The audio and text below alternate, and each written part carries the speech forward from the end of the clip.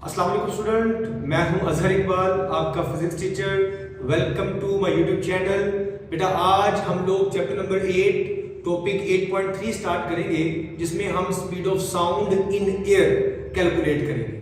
Speed of sound जो हमारे पास actual value होती है वो होती है 333 मीटर पर सेकेंड, 333 मीटर पर सेकेंड, जिसका जनरल फॉर्म होती है v is equal to square root e over rho. इसमें बेटा e क्या है? E बेटा आपके पास है इलास्टिसिटी और रो बेटा आपके पास क्या है? डेंसिटी। इसका मतलब कि जो स्पीड ऑफ साउंड है वो आपके पास इन दो चीजों पर तो मस्ट डिपेंड करेगी। इसके अलावा किस पे डिपेंड कर सकती है आपकी स्पीड ऑफ साउंड? तो it depend upon elasticity, density, inertia, ये इन पे डिपेंड करती है।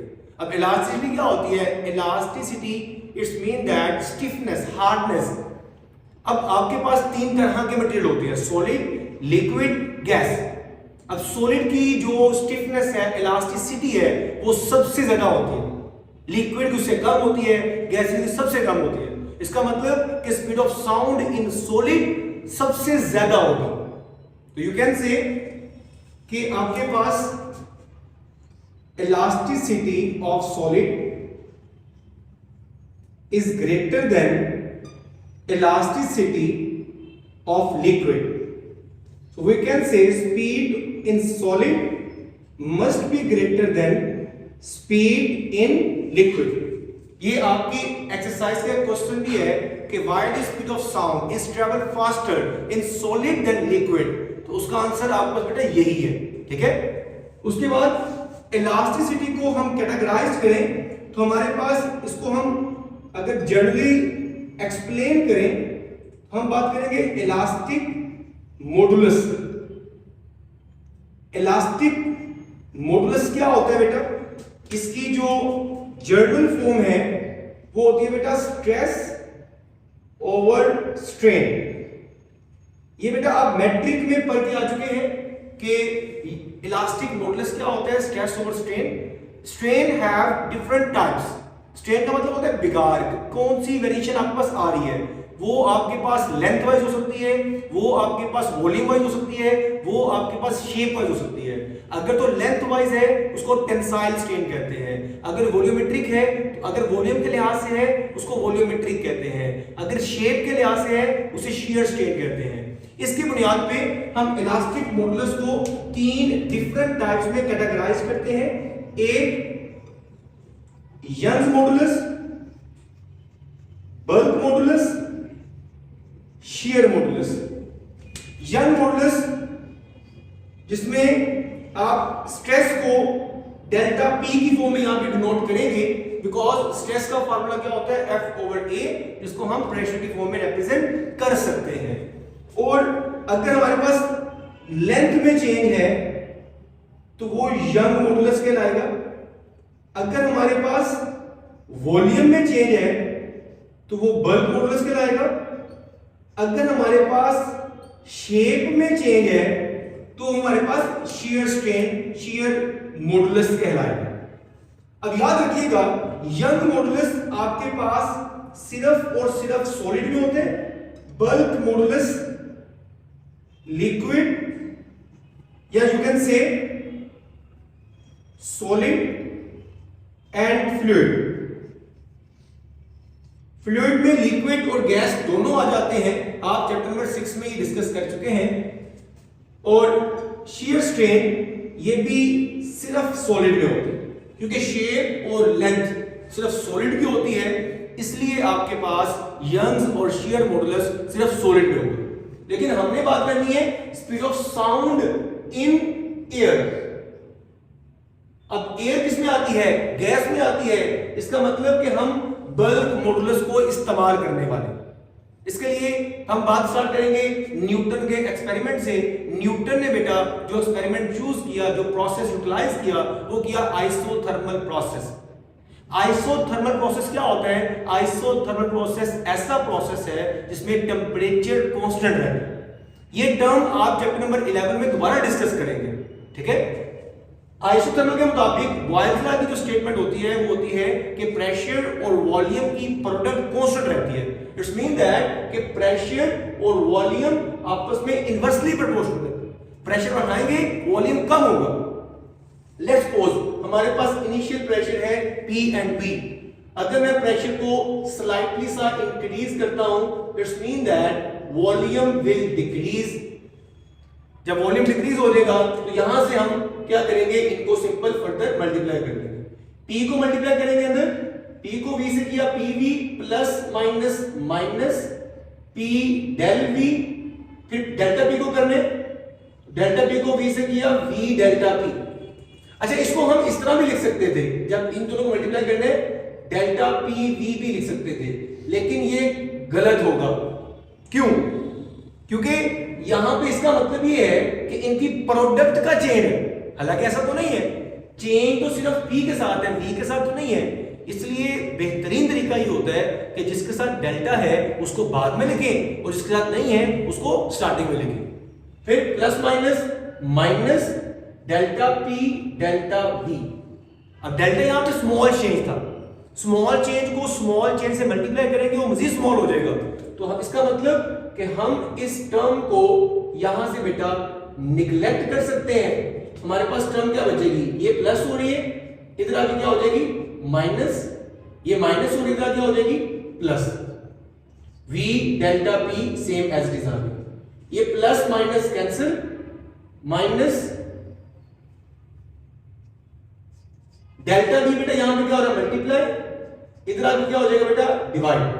अब ये टर्म ऊपर है, जिस तरह कोई टर्म बटे के बटे में हो उसको आप डायरेक्ट ऊपर लेके आ सकते हैं, इसी तरह जो टर्म ऊपर होती है उसको बटे के बटे में लेकर जा सकते हैं। देखिएगा, मैं इस V को यहां पे प्लेस कर सकते हैं। अब इधर क्या हो गया, ये टर्म किसके बराबर हो गई, डेल्टा P स्ट्रेस के, और ये टर्म देखें यहां पे ये स्ट्रेन के बराबर हो गई, यहां पे ये स्ट्रेन के बराबर है। स्ट्रेस ओवर स्ट्रेन किसके बराबर है बेटा, इलास्टिक मॉडुलस के बराबर है। So we can say elastic modulus is equal to pressure in the case of isothermal process.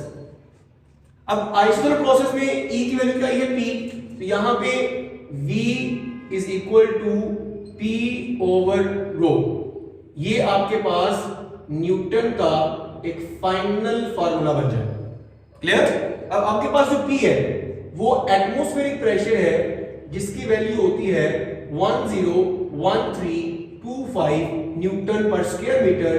Density of air यहां पे इस्तेमाल होगी 1.29 किलोग्राम पर क्यूबिक मीटर, जिसकी वैल्यू आपको पता है।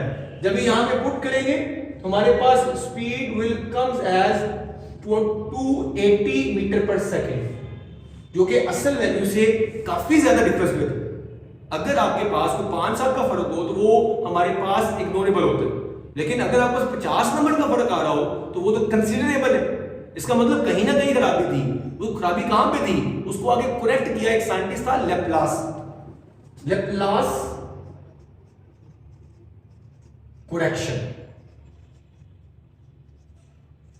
उसने कहा कि आइसोथर्मल प्रोसेस, हालांकि ऐसा नहीं है।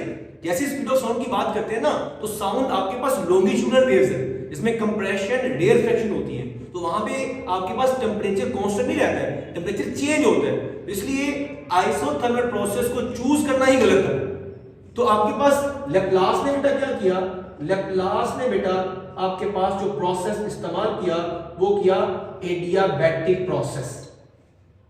अब एडियाबैटिक प्रोसेस क्या होता है, जिसमें नो हीट एंटर नोर लीव, ना हीट एंटर होती है ना हीट लीव करती है सिस्टम से।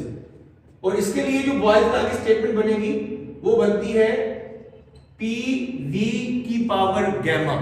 अब ये गैमा यहां से कहां पे आ गया, ये क्या चीज है, गैमा बेटा आपके पास रेशियो होती है CP ओवर CV के दरमियान। ये आप लोग चैप्टर नंबर 11 में दोबारा से पढ़ेंगे।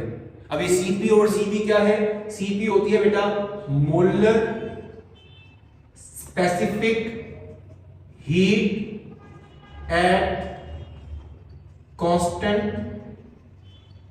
प्रेशर, और CV होती है बेटा molar specific heat at constant volume.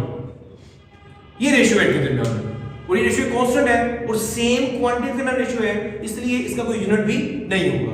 इसकी वैल्यूज आपके पास डिफरेंट है, मोनोएटॉमिक के लिए, डाइएटॉमिक के लिए और पॉलीएटॉमिक के लिए।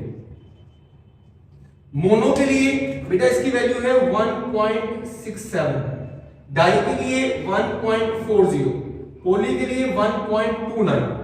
लेकिन क्वेश्चन ये है कि हमने कौन सी इस्तेमाल करनी है यहां पे, तो हम बेटा यहां पे प्रेफर करते हैं डायटोमिक।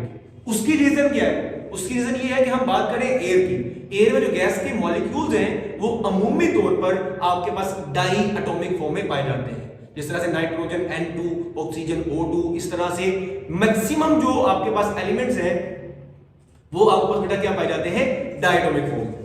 तो इसी को यूटिलाइज करेंगे और इक्वेशन को ड्राइव करते हैं। अब PV की पावर गैमा है, again if we increase the pressure volume will decrease. अब बेटा यहां पे हम जो कॉन्सेप्ट इस्तेमाल करेंगे वो इस्तेमाल करेंगे बाइनोमियल सीरीज का। बाइनोमियल सीरीज क्या होती है बेटा? वो ये होती है कि अगर आपके पास 1 प्लस x की पावर n है तो इसको आप ओपन करते हैं, 1 सेम एज इट इज आएगा, पावर को सेकंड वैल्यू से मल्टीप्लाई करेंगे और ये फर्दर कैरी ऑन रहती है, सो ऑन रहेगी। लेकिन याद रखिएगा फिजिक्स में हमें नेक्स्ट टर्म्स की जरूरत नहीं पड़ती, हम कहेंगे कि higher term will be neglected. इसको इंतहाई आसान करेंगे कि आप क्या करेंगे, जस्ट पहला नंबर 1 बनाने, फिर 1 को सेम एज इट इज लिखने और पावर को सेकंड वैल्यू से मल्टीप्लाई कर देंगे, जिससे आपका फाइनल आंसर बनता जाएगा। अब यहां भी देखिएगा P डेल P, यहां से मुझे V कॉमन निकालना है, तो क्या बचेगा 1 माइनस, यहां पे V नहीं है तो इसके साथ डिवाइड कर देंगे, गैमा आ गया, PV gamma, P plus del P। अब इन दोनों की पावर गैमा सेपरेट कर दी, 1 minus delta V over V। अब बेटा ये जो V है मेरे पास, ये इसके साथ क्या हो गया, कैंसिल, क्या बचा P प्लस डेल P। अब इसको हम ओपन कर सकते हैं, किस तरह से, इस प्रिंसिपल के मुताबिक क्या होगा, 1 minus gamma delta V over V। अब ये सिंपल हो गया, स्क्वायर खत्म हो गया, पावर खत्म हो गई है, तो आप क्या करेंगे, इनको सिंपल मल्टीप्लाई कर सकते हैं। बेटा ये क्या हो जाएगा, P को 1 से किया P माइनस P को gamma delta V over V से किया gamma P delta V over V, delta P minus gamma delta P delta V over V। अब अगेन इसमें 2 डेल्टा आएंगे, मैंने आपको बताया कि वो इंतहाई स्मॉल हो जाएगा मजीद, उसको आप निगलेक्ट कर सकते हैं। ये P इस टर्म से क्या हो गई, कैंसिल, ये माइनस हो रहा है, इस तरफ आ क्या हो गया, प्लस। अब यहां पे ये टर्म जो है ये यहां पे मल्टीप्लाई हो रही है, इस तरफ आके क्या हो जाएगी बेटा, डिवाइड हो जाएगी। तो ये अगेन स्ट्रेस और स्ट्रेन के बराबर है, जिसको इलास्टिक मॉडुलस कह सकते हैं। So we can say elastic modulus in Laplace experiment is equal to gamma P। Gamma क्या है मैं आपको बता चुका हूं, P क्या है, प्रेशर। तो अब क्या करेंगे, इसी फार्मूले में E की वैल्यू P के बजाय गैमा P प्लेस करेंगे और आपके पास देखते हैं बेटा कि फार्मूला क्या होगा। अब देखें V is equal to gamma P over rho. अब यहां पे आपके पास बेटा गैमा की जो वैल्यू है वो होती है 1.40, P की जो वैल्यू है 101325 न्यूटन पर स्क्वायर मीटर, डेंसिटी होती है 1.29 किलोग्राम पर क्यूबिक मीटर। तो by putting the values we get answer 333 metre पर सेकेंड, ऑलमोस्ट 332 मीटर पर सेकेंड, जो कि आपकी एक्चुअल वैल्यू के करीब करीब थी। It means that Laplace becomes successful to calculate the speed of sound in air. Is that clear? एक MCQ यहां पर बड़ा अहम आता है कि न्यूटन्स में और लेप्लास में कितनी वेरिएशन थी एक्चुअल वैल्यू के साथ। याद रखिएगा न्यूटन के एक्सपेरिमेंट में जो एरर था वो ऑलमोस्ट 16% था, जिसको लेप्लास ने करेक्ट किया और उसकी स्पीड को कैलकुलेट किया। तो ये था बेटा आज का हमारा lecture speed of sound in air. Hope so बेटा आपको समझ आया होगा। किसी भी पॉइंट में बेटा मसला हो तो आप कमेंट सेक्शन में मेरे से पूछ सकते हैं। आज के लिए इतना ही, नेक्स्ट लेक्चर में हाजिर होंगे। अल्लाह हाफिज।